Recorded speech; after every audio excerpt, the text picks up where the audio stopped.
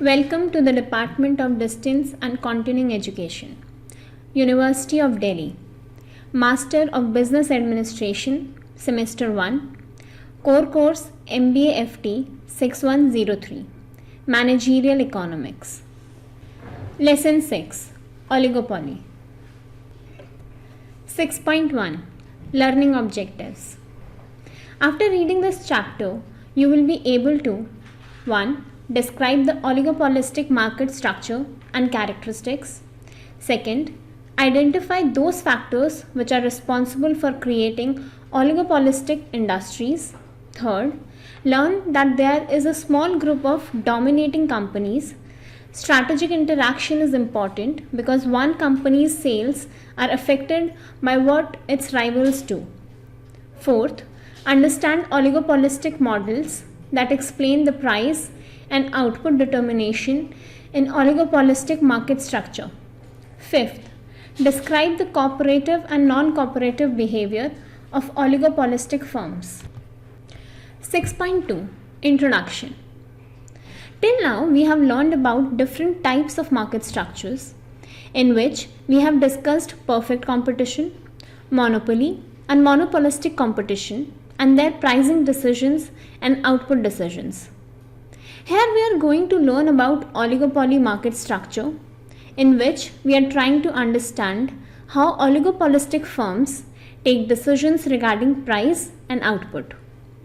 In this chapter, we are going to examine oligopoly market structure and begin discussing the meaning, features, and sources of oligopoly. Later on, we will examine different models of oligopoly like the Carnot model and the Bartrand model. An oligopolistic market is one market structure where there are few sellers of homogeneous or differentiated product. All these few sellers are so interdependent that the actions of one seller can have a large impact on the profits of all other sellers. This chapter's objective is to examine how this interdependence affects the behavior of the sellers or companies. Whenever you are planning to buy a two-wheeler, it is likely that you will come home with one of four companies' brands: Hero, TVS, Honda, or Bajaj. These four companies manufacture nearly all the two-wheelers sold in India. Together, these companies produce all the units of two-wheelers, and given the market demand curve, the price at which two-wheelers are sold. The two-wheeler market does not fit either in the perfect competition, monopolistic, or monopoly market structures. The extreme forms of market structure are perfect competition and monopoly. We all know that perfect competition occurs when there are many companies selling identical products, and a monopoly occurs when there is only one seller who is going to sell the product in the entire market. When we talk about monopolistic competition, there are a large number of sellers that are selling the same category of products, but there is a slight difference in terms of price, quality, and promotion. So which market category would you put the two-wheeler market in? Because there are few sellers. We can also take other industries like cement, where we have Ultratech, Birla, ACC, and Ambuja, or steel, where we have Tata Steel, Jindal Steel, JSW, and airlines, where we have Air India, Indigo, Air Asia India, and Vistara. All these are examples of an oligopoly market structure. Oligopoly is the most interesting of all the market structures. Although it is one of the most realistic market structures, it is also the most challenging to characterize as a theory. But when it comes to the application part of it, or when it comes to the implementation of this form of market, it is generally the most realistic as compared to any other kind of market structure, like perfect competition, monopoly, or monopolistic. 6.3, Oligopoly. 6.3.1, Meaning. Basically, word oligopoly derives from the Greek word oligo, which means few, and polo, which means to sell. It follows that an oligopoly market is one where there are few sellers. So, to put it simply, an oligopoly is a market with few sellers. Either they produce a differentiated product or a homogeneous product, while constantly being aware of their competitors' behavior. From the above definition, we can say that there are just a few dominating sellers and they are completely aware of their rivals' actions. This is one of the most important characteristics of an oligopoly. This means that regardless of whether they produce differentiated products or homogeneous products, they always make a decision on price and output based on how their competitors will react to those decisions. In an oligopoly market structure, the firm depend on each other because they think about how their competitors will react when they are making decisions.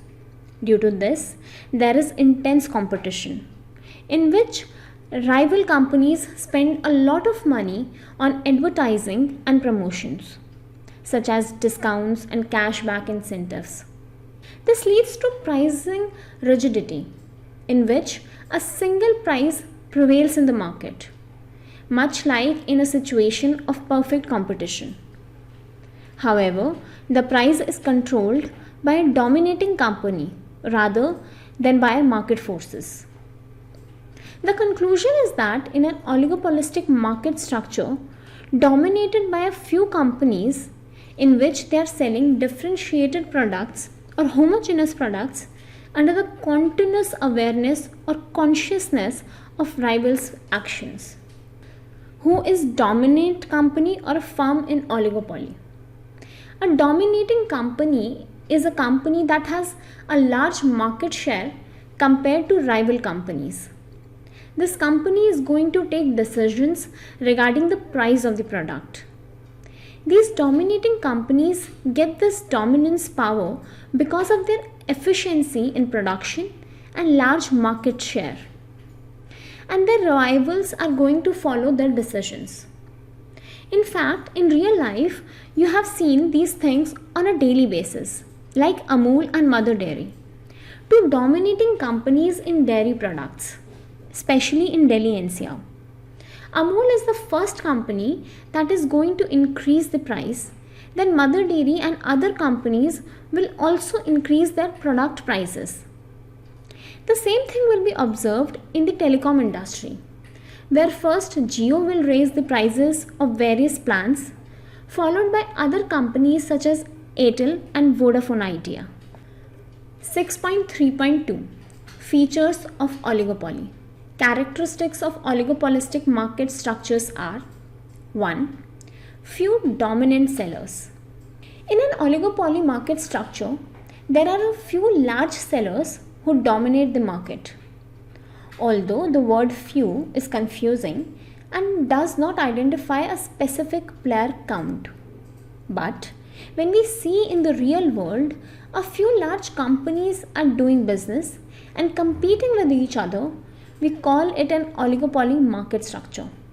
In India, there are a lot of industries where we will find oligopoly market structure, like in the two-wheeler industry, where we can count the number of companies that are selling two-wheelers. Honda, Hero, Bajaj and TVS are a few leading companies in this industry. As well, we can also easily count the number of players in the automobile industry. A few leading affordable car manufacturers are Maruti, Hyundai, Honda, Mahindra and Toyota. In both of these industries, each and every company tries to differentiate their product from those of their rival companies on the basis of color, shape, AI features and other features. And we see these things on our TV or phone through promotional videos or advertisements. Second, products. We have already established that in an oligopoly, firms sell either differentiated or homogeneous products. When we talk about differentiated products, we always think about the automobile, two-wheeler, and beverages industry, the electronic appliance industry, and in these industries, companies are continuously trying to differentiate their products from their rivals. On the other hand, there are a lot of industries where companies are selling homogeneous or identical products, and in general, you would not be able to notice the difference in those products. In real life, we are able to notice the difference between these products on the basis of their company names or brands. Examples of these industries include aluminium, gold, steel, and petroleum. Third, mutual interdependence. The oligopoly firm is aware of its dependency and always takes the competitor's response into account when determining price, output targets, advertising expenditure, and other business policies. Thus, as we discuss the interdependence of firms, it is important to note that these firms are aware of this interdependence and constantly take the competitors' reactions into account when setting their prices, determining their output, allocating their advertising budget, and discussing their policies and strategies. They do this by always keeping in mind how the competitors will respond. Fourth, collusive and non-collusive oligopoly.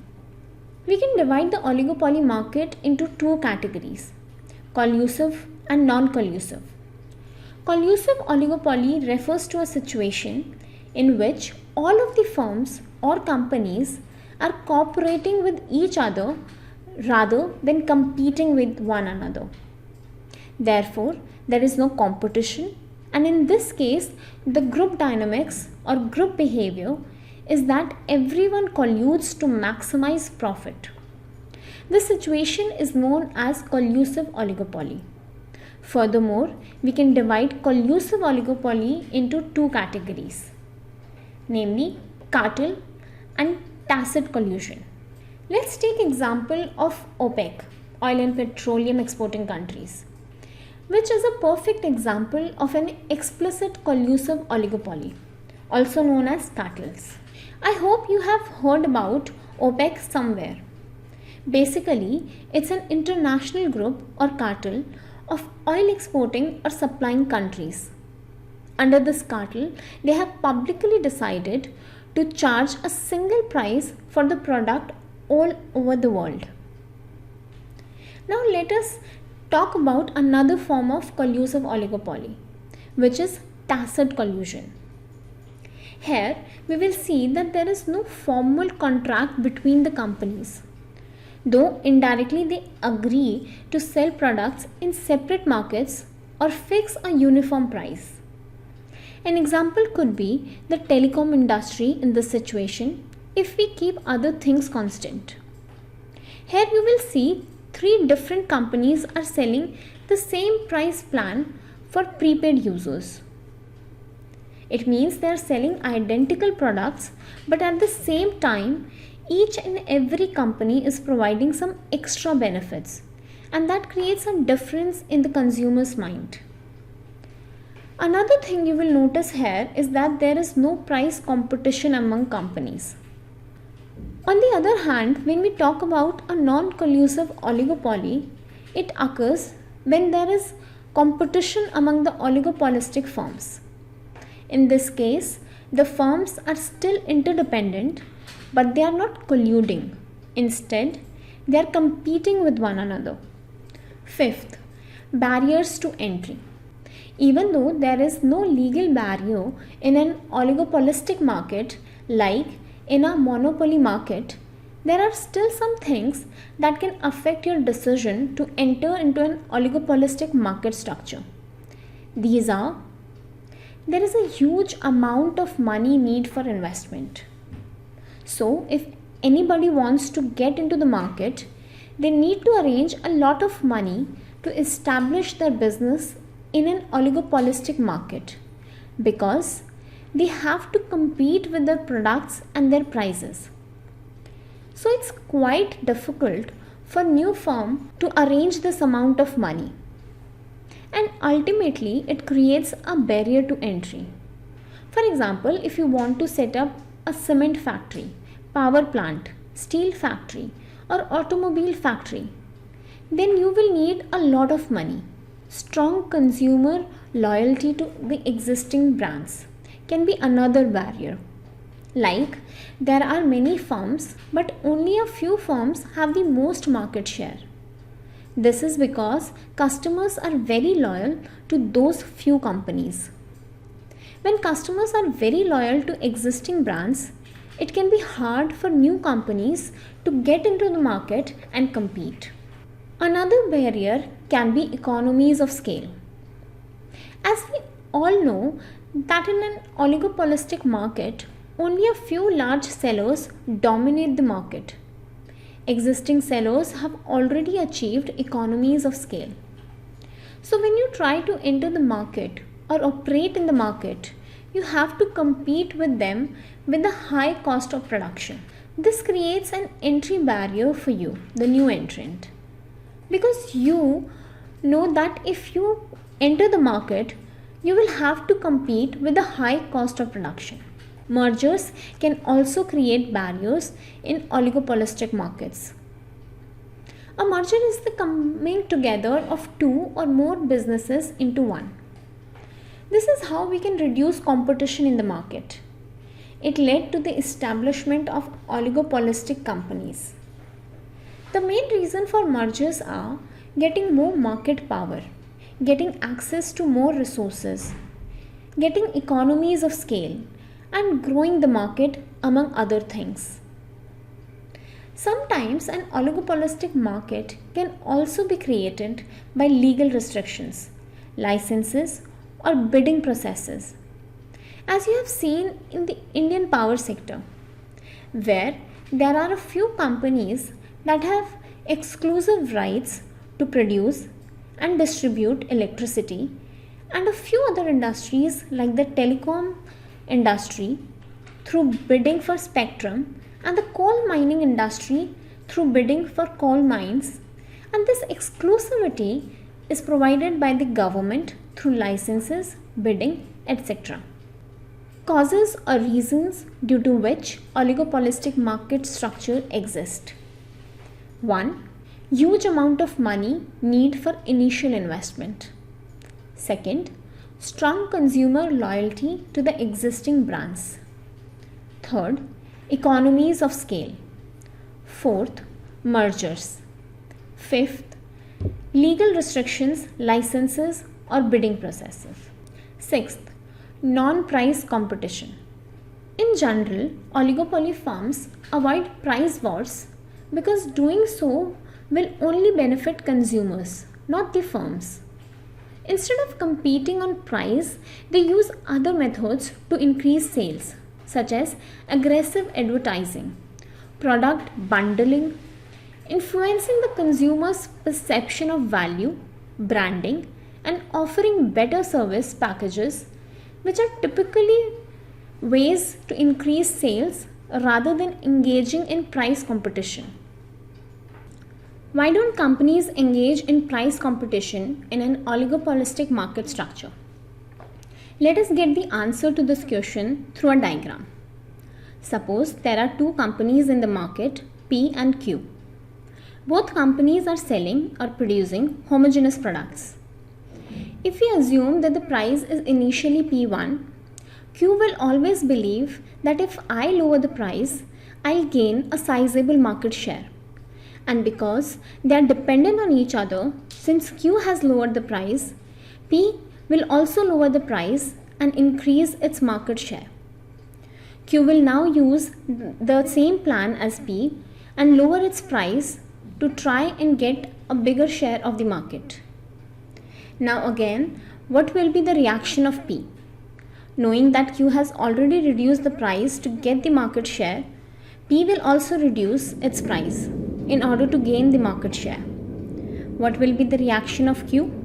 P has already reduced the price, So Q will also reduce, and this will continue till the price 2. Now at this point, the firms P and Q will feel that if they are going beyond this, it is no longer profitable for them. Because of this, they won't compete on price alone or get into price wars. Instead, they'll use other tactics such as aggressive advertising, product bundling, influencing the consumer's perception of value, branding, and better service packages. 6.4 Oligopoly models. Now we will discuss about oligopoly models. First, we will discuss the Carnot model and then the Paul-Sweezy model. And both of these models we will examine by using the duopoly, because it is quite easy when we make the assumption that there are only two companies. If we take 5, 6 or a few companies, then it becomes difficult to explain price and output determination in an oligopolistic market.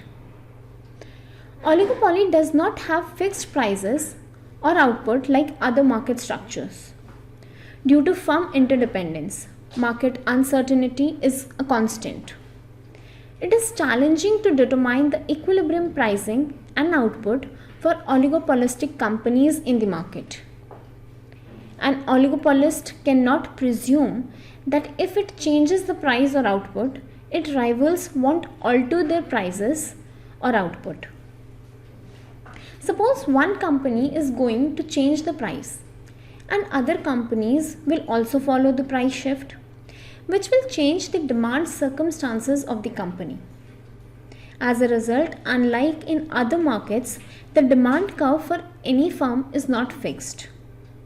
Therefore, it is challenging to estimate the equilibrium price and output in the absence of a stable demand curve. But economists have made some price output models to help them figure out how oligopolistic businesses work. So let us discuss these models. What is duopoly? It is a form of oligopoly in which there are only two sellers or producers in the market. There is no difference between oligopoly and duopoly except the number of players in the market. For example, in the beverage industry, Coca-Cola and Pepsi, and India's telecom industry to some extent. You can consider it a duopoly. If, for example, if we suppose that only two companies sustain in the market because of strong competition in near future, either Jio and Airtel or Airtel and Vodafone Idea or Vodafone Idea and Jio. This model was developed by French economist Augustin Carnot in 1838. This model shows us that interdependence exists among oligopolistic firms. This model is based on following assumption. First, there are only two firms, P and Q or some other, that are selling identical products, that is spring water. Second, it is assumed that there are no production costs because the customers bring their own containers to the springs. Third, one behavioral assumption is that each firm, while trying to maximize total profits, assumes that the other firm will hold its output constant at the existing level. Fourth, companies are not permitted to form cartels. Suppose there are two firms, P and Q. Now we will try to figure out how firm P's output decision is impacted when firm Q enters the market. As a result, the profitability of firm P depends on how much it estimates the production level of firm Q. DD of P, it is basically firm P's demand curve, and right now we can see that firm Q is producing 0 units. So that is why firm P's demand curve and the market demand curve are both the same. Marginal cost, there is no marginal cost. The marginal cost curve coincides with the horizontal axis. The marginal revenue curve, which corresponds to the D, that is the demand curve. Point E of Q, it is the point where firm P is earning a maximum profit because the MR curve and the MC are both equal at this point, and it is firm P's equilibrium point, that is marginal revenue is equals to marginal cost. At present the firm P is producing 1000 units. DD of 1P. Here you can see the diagram. Firm P is assuming that firm Q will produce 1000 units. So firm P cuts down on their production by 1000 units. And this is how firm P's demand curve shifts leftward. MR of 1P. The marginal revenue curve, which corresponds to the DD of 1P demand curve. EQ1. It is firm P's equilibrium point, where marginal revenue of 1P is equals to marginal cost. At present, the firm P is producing 500 units. DD of 2P. Now you can see the diagram. Firm P is assuming that firm Q will produce 1500 units. So firm P cuts down on their production by 1500 units. And this is how the firm P's demand curve shifts leftward. MR of 2P. The marginal revenue curve, which corresponds to the DD of 2P demand curve. EQ2. It is firm P's equilibrium point. Marginal revenue of 2P is equals to marginal cost. At present, the firm P is producing 250 units. Now let us take the extreme point where firm Q will produce 2000 units and firm P will produce nothing. What we have seen so far in this model is that firm P's production is decreasing as firm Q's production is increasing. To define this relationship, we need one curve. That curve is the reaction curve. It shows us the relationship between a firm's profit maximizing level of output and the amount it assumes its rival's firm will produce. If we want to draw P's reaction curve from the above diagram, assuming that Q's output level is 0 units, at that point P's profit maximizing level output will be 1000 units. Further, assuming that Q's output level is 1000 units, at that time P's profit maximizing level output will be 500 units. If we assume that Q's output level is 1500 units, then at P's profit maximizing level, output will be at 250 units. Finally, if we assume Q's output is 2000 units, at that time P's profit maximizing level output would be 0 units. If we put all these points on a diagram, we call it firm P's reaction curve PP. Put all these combinations in tabular form so that it will be quite easy for us to understand this firm P's reaction curve. In a similar way, we can also obtain firm Q's reaction curve while assuming that the marginal cost of firm P and the marginal cost of firm Q are the same. The intersection of two reaction curves can be seen in the above diagram at point E. At point E, each company is producing at the output level that, given what the competitor is producing, maximizes its profit. Basically, Carnot equilibrium is a Nash equilibrium, which means that in an equilibrium situation, each firm is doing as the best it can given the action of its rivals. Each company chooses its own output under Carnot's equilibrium in order to maximize its profit in view of what its rival company is producing. Limitations of Carnot model. First, the Carnot's duopoly is naive because he never learns from his mistakes. This shows that his rival is aware of his own sales decisions. Second, it didn't take into account a firm's desire to cut its price and increase sales. 3. This is a closed model in the sense that it does not allow entry. 6.4.2 Bertrand duopoly model. French mathematician Joseph Bertrand proposed a counter question to the Carnot model in 1883. Joseph Bertrand asked if the oligopolistic competition is based on price charged rather than quantity produced. His proposition became the Bertrand model. Again, in this model, we will consider only two firms, that is, a duopoly.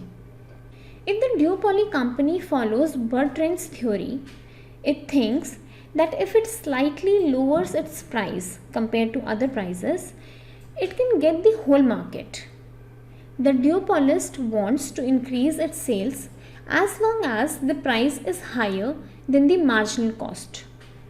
This is because every extra unit sold adds to its operating profits. The other company does the same thing, and a price war starts. The process of cutting prices to win the market continues as long as the price is higher than the firm's marginal cost at its current sales.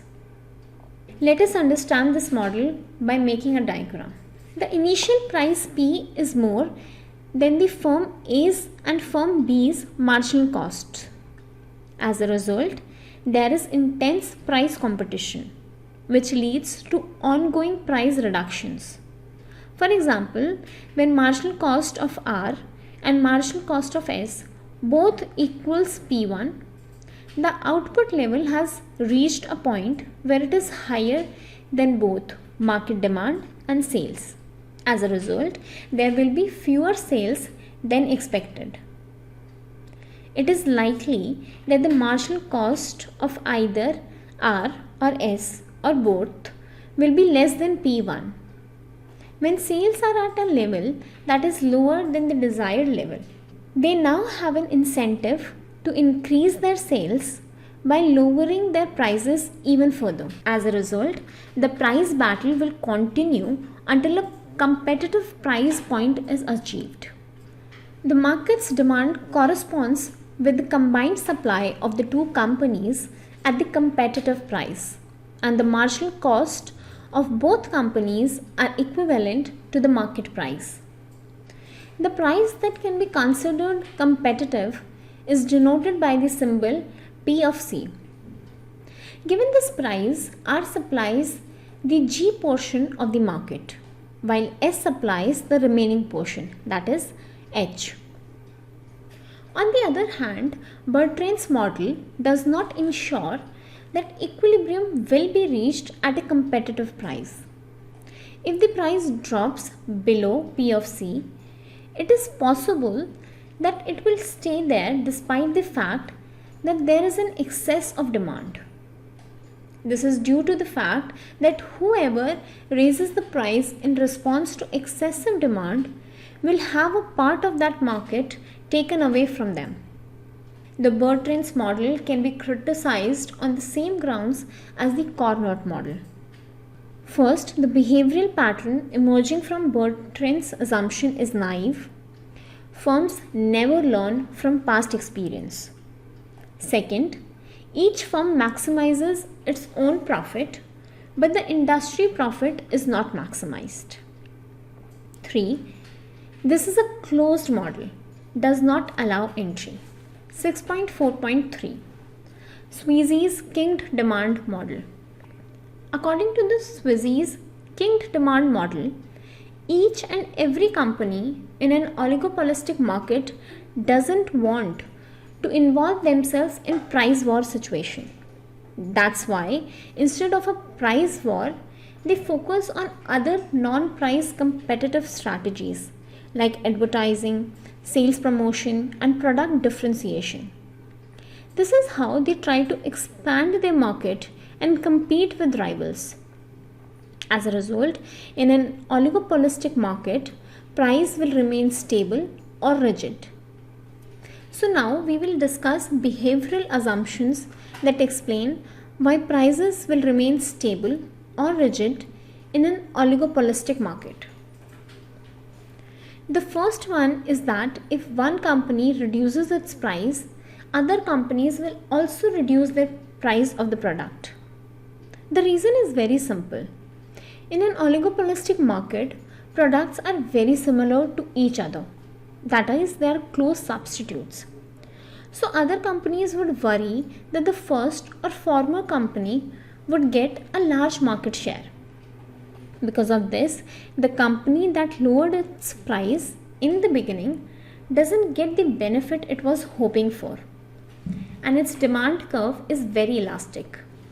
A price cut will give the company some initial gains, but because competitors will do the same thing, this increase in demand will not last. The next behavioral assumption is that if one company increases its price, other companies will either not follow this strategy or not increase their price of the product. The reason again is very simple. In an oligopolistic market, products are very similar to each other. So in this case, other companies would not increase their price of the product.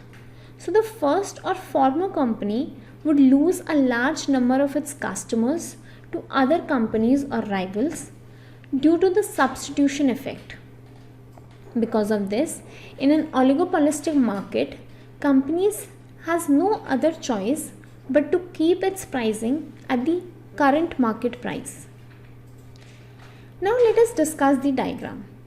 If you see, you will notice that there is a kink in the diagram at point K, and it divides the demand curve into two parts. When you observe this, you will see that DD of 1 to K is more elastic and K to DD of 2 is a less elastic demand curve. To put it another way, the demand curve above the kink is more elastic than the demand curve below the kink. MP denotes the current market price at which an oligopolistic firm can sell a product, and OQ denotes the total quantity.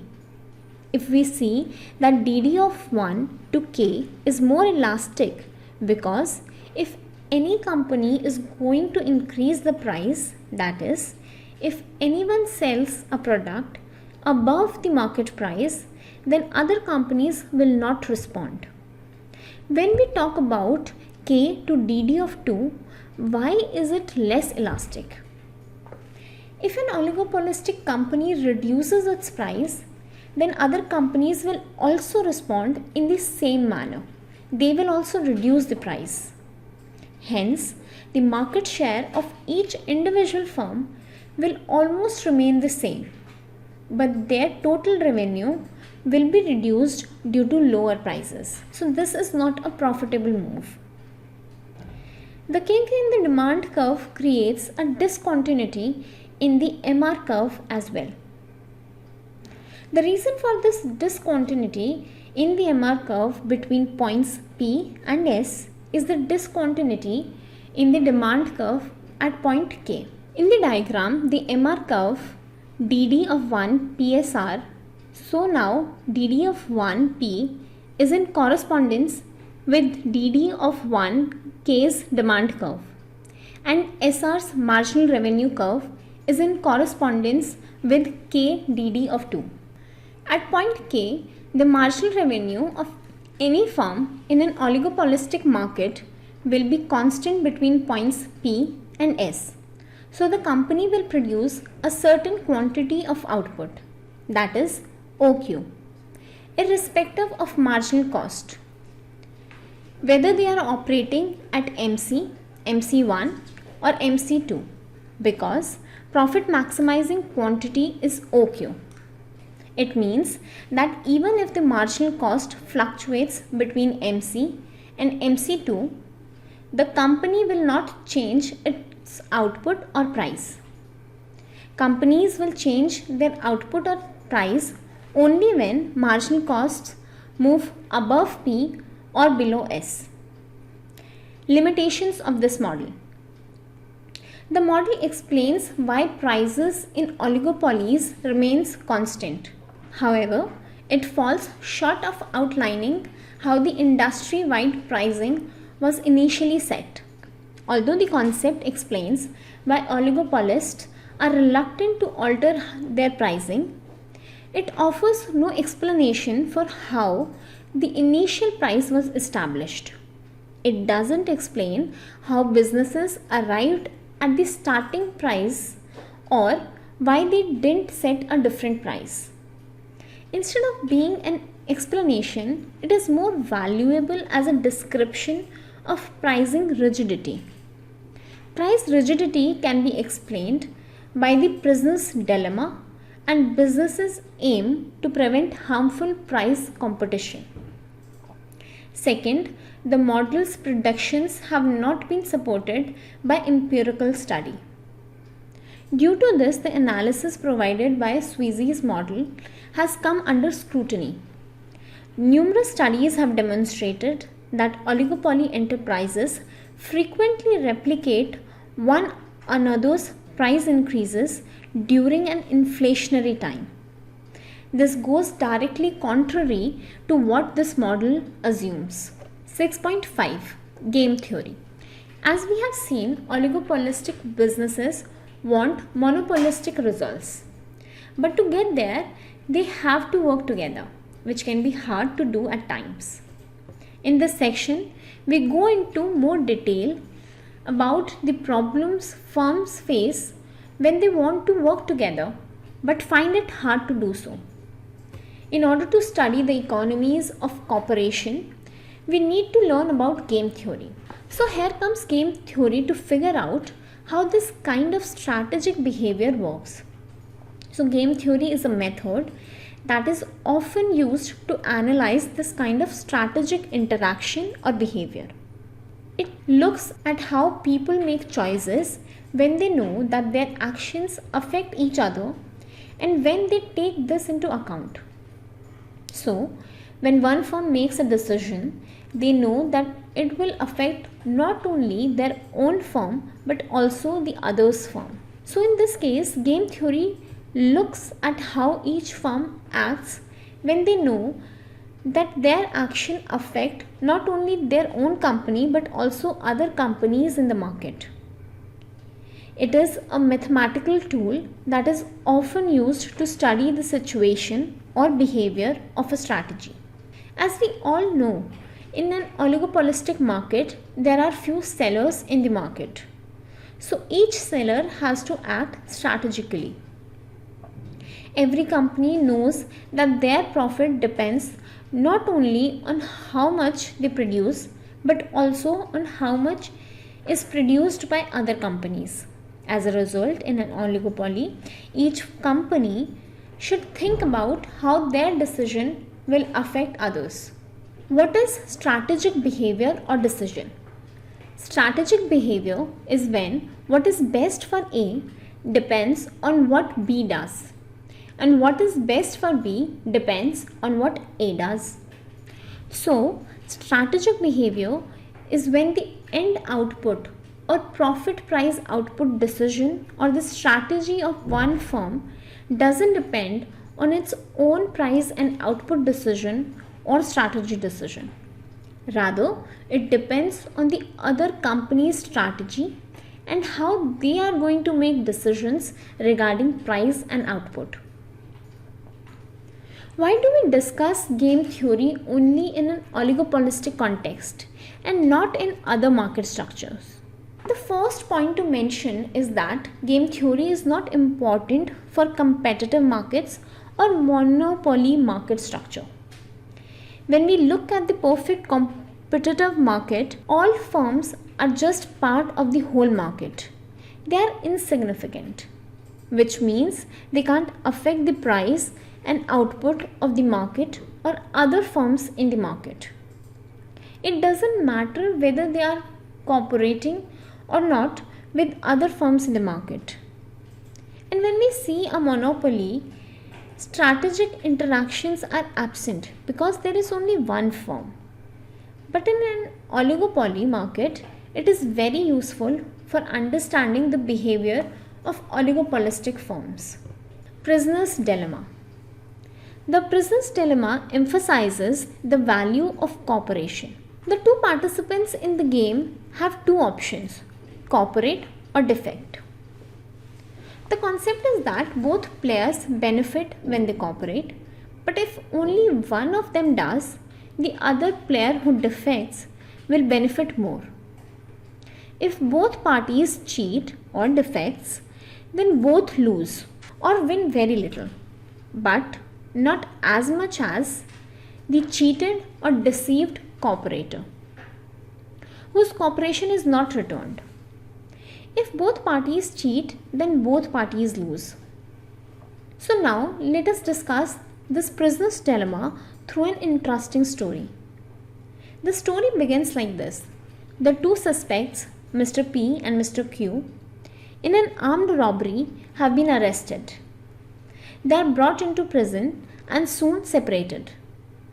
The police believes they have sufficient evidence to convict Mr. P and Mr. Q of armed robbery, which would result in each of them serving a sentence of 2 years in prison.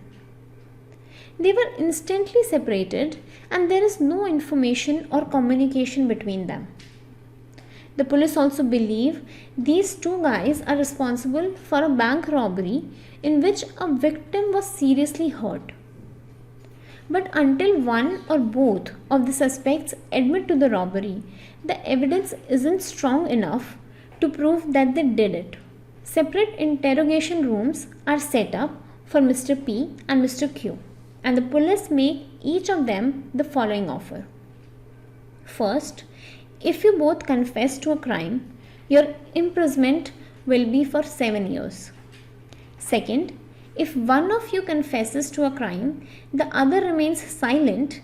In this case, the one who confesses will get 1 year in jail, whereas the other will get 25 years in jail.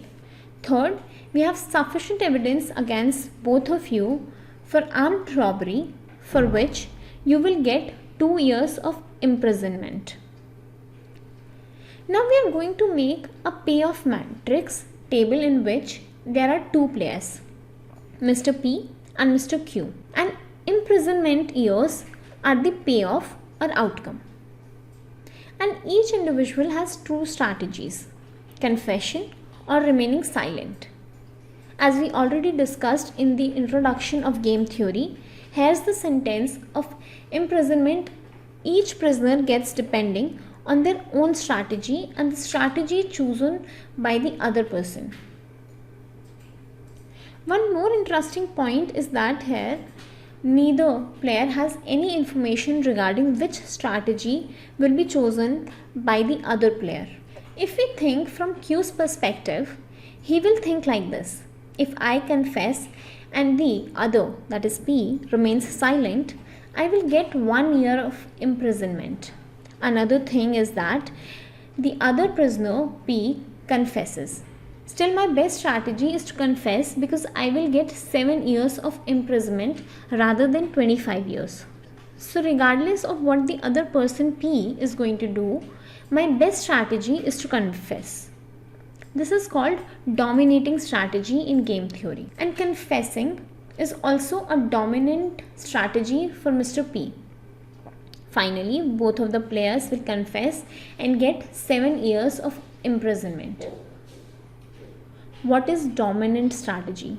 A strategy that is best for a particular player in a game, regardless of the strategies chosen by the other players. Oligopolies as a prisoner's dilemma. The prisoner's dilemma model in game theory is a good way to understand how to act strategically in an oligopolistic market. When companies in an oligopoly depend on each other, it's like when two people play the prisoner's dilemma game and run into trouble. Oligopolistic firms also choose their strategies when they are uncertain of how their competitors will react. Suppose there are only two companies in the market, P Limited and Q Limited, and both are supplying water. So we can consider them to belong to a duopoly market. Following lengthy negotiations, the two water suppliers agree to maintain production at 60 gallons in order to maintain their high prices and maximize their combined profit. However, after they reach an agreement on production levels, each of them must choose whether to work together and stick to this agreement or to rebel against it and produce at a higher level. Let us make a diagram in which we will try to show how the strategies used by the two producers affect how much money they make. Let us say you are P Limited. You can think like this. As we had agreed, I could continue producing at the current level of 60 gallons, or I could increase it and sell 80 gallons. If Q Limited honors the deal and maintains her output at 60 gallons, I will make rupees 4,000 with higher output and rupees 3,600 with low output. In this instance, increased productivity is preferable for me. In the event that Q Limited breaks the terms of the deal and produces 80 gallons, I will earn rupees 3,200 for higher output and rupees 3,000 for low production. Once again, high productivity is better for me. Therefore, I am better off breaking our agreement and producing at a high level regardless of what Q Limited decides to do. For P Limited, producing 40 gallons is a key strategy. Naturally, Q Limited comes to the same conclusion, and as a result, both of them produces the greater amount of 80 gallons. The end result is an inferior outcome. With little profit for each of the two producers, this illustration shows why oligopolies struggle to sustain monopoly profits. 6.6 Summary. The oligopolistic market structure, dominated by few companies in which they are selling differentiated products or homogeneous products under the continuous awareness or consciousness of rivals' actions. Oligopolistic market characteristics are few dominant sellers, products differentiated or homogeneous, collusive and non-collusive oligopoly, mutual interdependence, barriers to entry, non-price competition. The causes or reason for the existence of an oligopoly market structure are a huge amount of money required, strong consumer loyalty to the existing brands, economies of scale, merger and legal restrictions, licenses or bidding processes. In an oligopoly, we cannot determine price and output like we do in other forms of market structure. Because in the oligopoly market, each and every company is dependent on another. The price and output of one firm are affected by other firms in the market. There is no general theory of oligopoly to determine price and output. We have the Carnot model and the Bertrand model, which states that a firm can maximize its profit assuming that a rival firm will hold its output constant. And in a game theory, when companies in an oligopoly depend on each other. It is like when two people play the prisoner's dilemma game and run into trouble. Oligopolistic firms also choose their strategies when they are uncertain of how their competitors will react. Thank you for listening.